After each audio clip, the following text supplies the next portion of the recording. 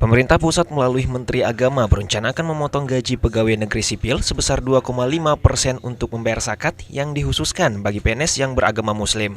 Kebijakan tersebut dalam waktu dekat ini akan segera diumumkan dan ditetapkan melalui keputusan Presiden. Menanggapi hal tersebut, pegawai pemerintah Kota Makassar menyambut hangat ketetapan tersebut. Lantaran jauh sebelumnya pemerintah Kota Makassar telah melakukan program serupa melalui gerakan zakat bersama.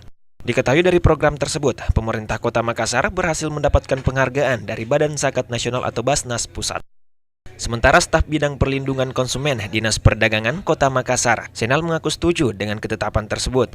Selain sejalan dengan program pemerintah Kota Makassar, pemotongan gaji untuk zakat merupakan kewajiban sebagai umat Muslim untuk bekal di akhirat nanti. Tidak ada masalah kalau masalah zakat. Dan zakat itu tidak sama untuk semua golongan. Dari golongan 1 sampai golongan 4 tidak sama dengan bertingkat-tingkat dengan zakat. Kalau saya sendiri untuk pemotongan gaji untuk zakat saya setuju saja. Malahan ini sudah lama dicanangkan oleh pemerintah kota dan itu saya sangat setuju. Sebagai umat Islam kita harus berbagi kepada sesama dan zakat itu juga merupakan tabungan untuk akhirat kita. Diketahui sekitar 8.000 pegawai pemerintah Kota Makassar sudah menerapkan program gerakan zakat bersama sejak kepemimpinan Wali Kota Makassar Muhammad Ramdan Pumanto. Musdalifah Lestari Rauf, Fajar TV dan Fajar Radio melaporkan.